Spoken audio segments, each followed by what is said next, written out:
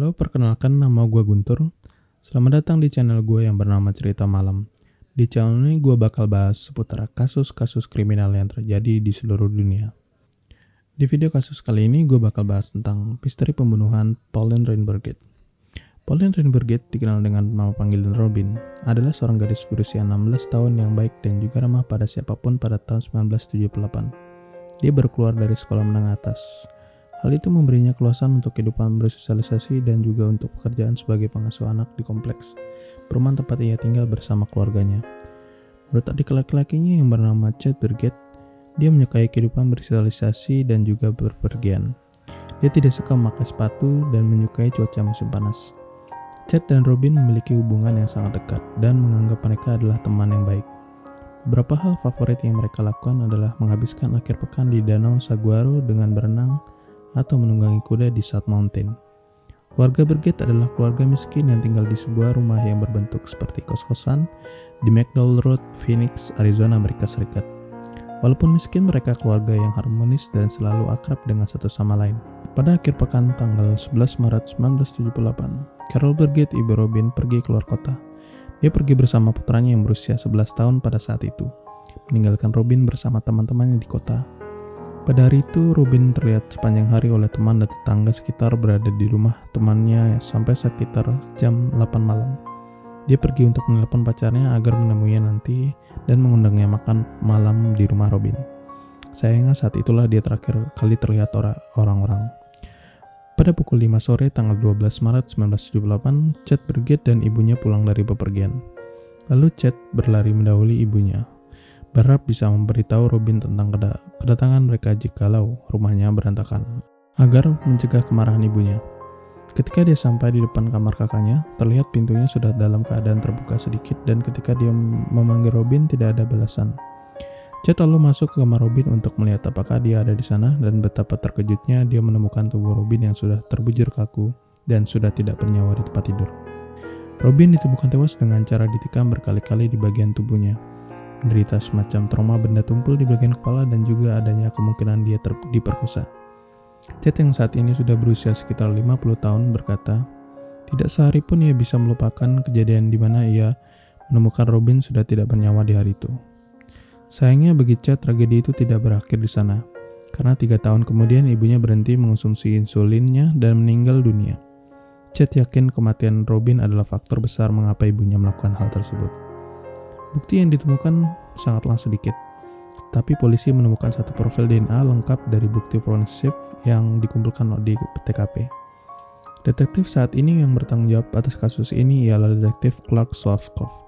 Yakin bahwa ada lebih dari satu orang yang mungkin bertanggung jawab atas pembunuhan Robin. Di hari tewasnya Robin, dia diketahui memiliki 2 atau 3 pacar sekaligus. Dan polisi percaya bahwa mantan atau pacarnya saat itu mungkin saja terlibat dalam pembunuhan tersebut. Adanya juga ancaman yang datang dari wanita di tempat ia bekerja sebagai pengasuh di daerah rumah tinggalnya. Para laki-laki yang jauh lebih tua sekitar rumahnya pernah mendatangi dan melamar Robin. Salah satu atau mungkin lebih istri mereka mengetahui hal tersebut. Seorang wanita mengancam Robin untuk tidak kembali ke apartemen di mana ia bekerja. Berikut adalah 3 teori dalam kasus pembunuhan ini. Yang pertama, pembunuhan secara acak. Apakah Robin dibunuh oleh orang asing selama perampokan? Teori ini sulit dibuktikan. Tidak ada tanda-tanda masuk paksa yang dilaporkan ataupun barang yang hilang dari rumah Robin. Sepertinya Robin mungkin telah mengenal pembunuhnya dan membiarkannya masuk. Apakah mungkin Robin telah dibunuh oleh seorang maniak secara random yang kebetulan menemuinya di rumah sendirian? Mungkin saja, tapi sangat diragukan. Detektif Clark mengatakan pada awak media bahwa pembunuhan Robin sangatlah brutal. Dia menekankan, siapapun yang melakukan ini adalah kejahatan berdasarkan kemarahan dan amukan, serta Robin tahu siapa pelakunya. Mempertimbangkan tidak adanya tanda-tanda masuk secara paksa, serta kejahatan ini bersifat pribadi dan sangat brutal. Dapat dipastikan bahwa Robin telah diperkosa dan ditikam berkali-kali sampai tewas oleh seorang yang dikenal. Teori kedua, dibunuh pacarnya. Apakah Robin dibunuh oleh pacarnya? Sangat mungkin. Berdasarkan kronologi yang sudah dipaparkan tadi, dalam kasus pembunuhan sangatlah mungkin pasangan sang korban biasanya menjadi tersangka utama, dan sayangnya seringkali memang terbukti. Polisi mengatakan Robin meninggalkan rumah temannya pada malam sebelum dia dibunuh sekitar jam 8 malam. Robin memberitahu temannya bahwa dia akan bertemu dengan pacarnya, yang sejauh ini tidak pernah disebutkan sampai siapa namanya oleh pihak kepolisian. Beberapa laporan menunjukkan Robin berharap pacarnya datang untuk makan malam setelah dia tiba di rumah. Tetapi polisi tidak pernah menjelaskan apakah pertemuan ini terjadi. Mungkinkah pacar Robin membunuh dengan amarah? Ini adalah teori yang sangat mungkin terjadi. Teori ketiga, dibunuh mantan atau teman atau kenalannya. Apakah Robin dibunuh oleh mantan pacar, teman atau kenalannya? Teori ini bisa terjadi. Faktanya, detektif Clark memberitahu kepada media bahwa Robin adalah seorang yang sudah putus sekolah menengah atas dengan banyak waktu luang. Dia berkata, di luar sekolah dia punya banyak pacar, banyak mantan pacar, yang kami harapkan sang pelaku mengatakan sesuatu kepada seorang dan mengakui perbuatannya. Pernyataan ini dibeberkan oleh detektif tersebut secara signifikan memperluas kemungkinan tersangka. Apakah mantan pacar yang cemburu menghampiri Robin dan membunuhnya? Robin juga terakhir kali mengasuh anak di sebuah kompleks perumahan untuk waktu yang lama hingga waktu kematiannya. Detektif Clark berkata, dia telah dibawa pulang lebih awal. Kami tahu ada masalah di kompleks lain dengan seseorang pria mendekati Robin saat dia mengasuh anak di sana, selama 3 minggu sebelum pembunuhannya. Secara keseluruhan, petunjuk ini sangat menjanjikan. Tidak diragukan lagi, polisi telah menanyai beberapa orang yang bersangkutan dalam kasus ini. Tetapi mereka ingin menggali lebih banyak lagi tentang apa yang terjadi pada antara Robin dan pria yang mengancam memberhentikan pekerjaan sebagai pengasuh anak. Petunjuk terbaik dalam kasus Robin adalah DNA yang didapatkan oleh penyelidik dari bukti di TKP.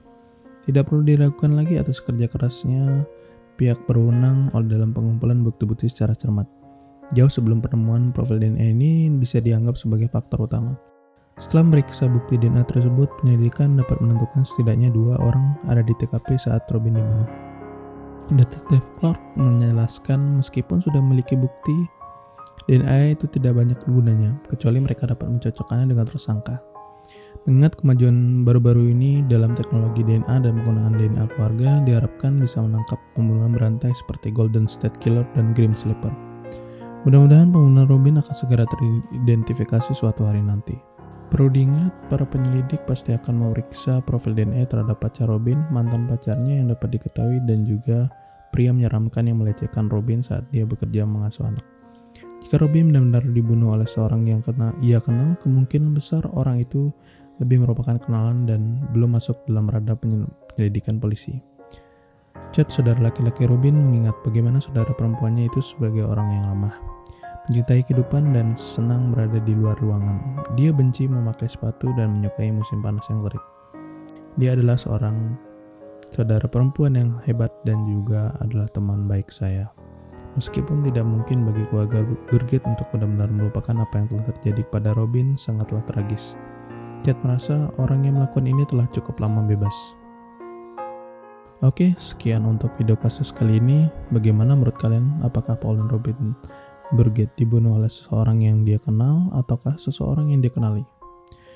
Menurut gue, dalam kasus ini, teori kedua dan ketiga sangat masuk akal jika terjadi, dikarenakan dia memiliki banyak pacar dan juga memiliki banyak mantan, yang memungkinkan salah satu dari mereka sakit hati lalu berniat jahat kepada Robin dan membunuhnya secara brutal. Jangan lupa untuk like, komen, dan juga subscribe. Jika kalian punya kasus-kasus yang ingin gue bawakan, bisa langsung aja komen. And see you in the next video.